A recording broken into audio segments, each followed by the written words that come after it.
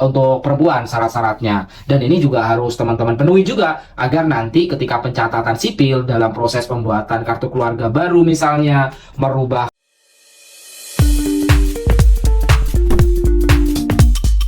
Video ini dipersembahkan oleh Radar Edukasi, berbagi wawasan menambah pengetahuan. Halo teman-teman Radar Edukasi, bertemu lagi di channel Radar Edukasi, memberi wawasan menambah pengetahuan.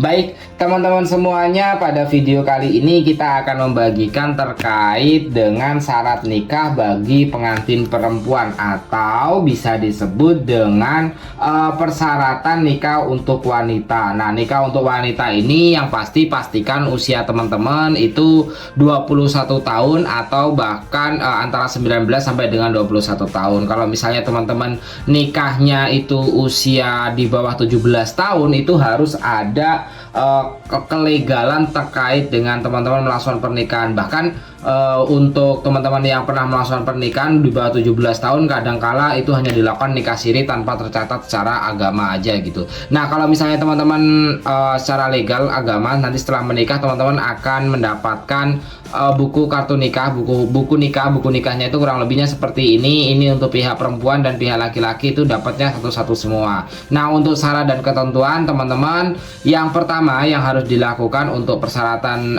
nikah bagi perempuan, yang pertama itu teman-teman perlu memiliki atau membawa kartu tanda penduduk atau KTP. Jadi KTP atau kartu tanda penduduk ini menjadi syarat utama teman-teman melangsungkan pernikahan untuk pihak perempuan. Nah, selanjutnya nanti teman-teman juga perlu untuk membawa kartu keluarga dari teman-teman yang misalnya dalam hal ini perempuan ya, dalam hal ini perempuan bersama dengan keluarganya, ibu atau ayah atau dan lain sebagainya. Pokoknya ada kartu keluarga. Teman-teman juga perlu untuk membuat atau membawa surat akta kelahiran. Akta kelahiran kalau misalnya nggak ada, itu teman-teman nanti diminta untuk mengisi SPTJM gitu ya, kalau misalnya nikahnya dadakan.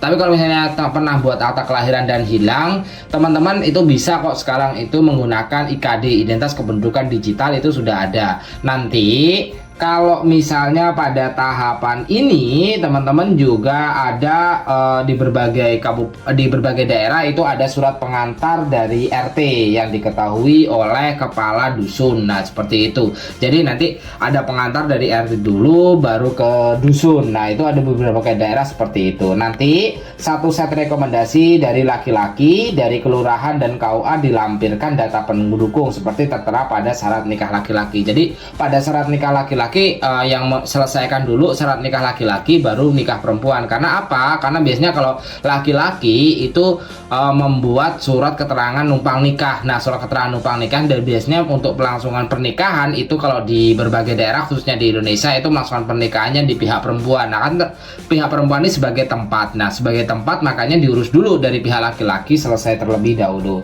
Nanti teman-teman juga membawa fotokopi kakak calon pengantin jika teman-teman itu melakukan pisah kakak, dan fotokopi tadi itu ya, fotokopi kartu KTP kedua orang tua itu juga perlu teman-teman bawa untuk yang syarat nikah bagi perempuan. Nah, kalau misalnya fotokopi kartu keluarga orang tua kalian itu sudah meninggal salah satunya, maka diperlukan fotokopi akta kematian bagi orang tua yang sudah meninggal. Nanti juga disyaratkan untuk membawa fotokopi buku nikah dari kedua orang tua. Jadi membawa fotokopi buku nikah dari kedua orang tua. Nanti teman-teman juga diperlukan untuk membawa fotokopi ijazah terakhir. Ijazah terakhir misalnya S1, S2 atau SMA itu perlu. Kalau misalnya di berbagai desa dalam berbagai kasus juga, kalau misalnya yang dibutuhkan adalah ijazah S1, maka fotokopi SMA-nya juga ikut dilampirkan. Nah, seperti itu.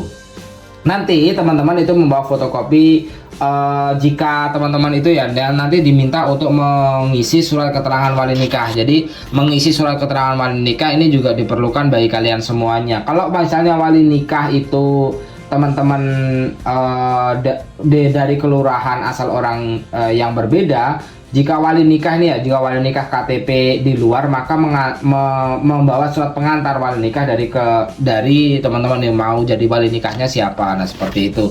Nah, Selanjutnya pada hal ini teman-teman juga ada diminta untuk membawa fotokopi pas foto ya, untuk background warna biru 2x3 sebanyak 4 lembar dan 4x6 sebanyak 2 lembar. Nah seperti itu terkait dengan syarat nikah bagi pengantin perempuan di KUA yang legal secara agama dan juga negara gitu. Nah untuk pada tahapan ini nanti teman-teman setelah hal itu dilakukan, maka teman-teman ke kantor desa, urusan kantor desa udah selesai nih, surat pengantar dan sebagainya, itu nanti akan dibuatkan surat pengantar model N1. Jadi teman-teman akan diminta untuk mengisi model N1.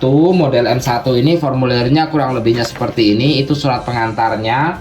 Nanti setelah itu juga diminta untuk mengisi model N3 dan juga surat keterangan numpang, surat pernyataan status, terus surat izin orang tua gitu ya jika teman-teman di bawah umur, dan juga kalau misalnya model meminta mengisi model N6 ini kalau misalnya teman-teman surat keterangan kematian, misalnya dalam hal ini janda yang ditinggal suaminya atau janda yang suaminya meninggal dunia, itu harus mengisi surat keterangan N6 ini.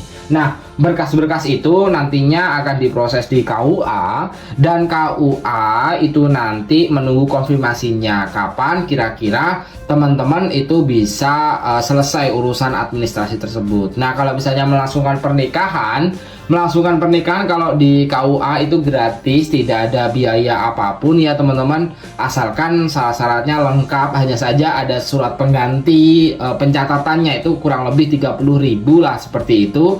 Dan kalau misalnya teman-teman itu menikahnya mau di gedung misalnya, atau mau di rumah mempelai perempuan, atau pokoknya di luar domisili dan bukan jam kerja, maka teman-teman diminta biayanya kurang lebih 600.000. Nah 600.000 ini nanti sebagai biaya untuk penghulu itu datang mengesahkan pernikahan kalian, dan pada saat pernikahan itu maka langsung buku nikah ini langsung diberikan. Buku nikah ini nanti akan langsung diberikan. Jadi seperti itu ya untuk proses pembuatan surat pengantar pernikahan untuk perempuan, syarat-syaratnya. Dan ini juga harus teman-teman penuhi juga agar nanti ketika pencatatan sipil dalam proses pembuatan kartu keluarga baru misalnya, merubah KTP dari status belum menikah jadi menikah dan lain sebagainya, itu juga diperlukan dalam proses tahapannya. Jadi ini menjadi catatan sipil yang penting sih, karena misalnya ketika kita membuat kartu keluarga itu juga diharuskan untuk membawa buku nikah seperti ini, itu juga diharuskan. Makanya buku nikah ini menjadi sangat penting dan memiliki fungsi yang cukup besar gitu. Bahkan kalau hilang itu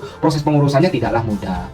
Seperti itu teman-teman terkait dengan video yang bisa kita bagikan terkait dengan syarat menikah bagi perempuan. Semoga bermanfaat. Terima kasih telah menonton. Bye bye.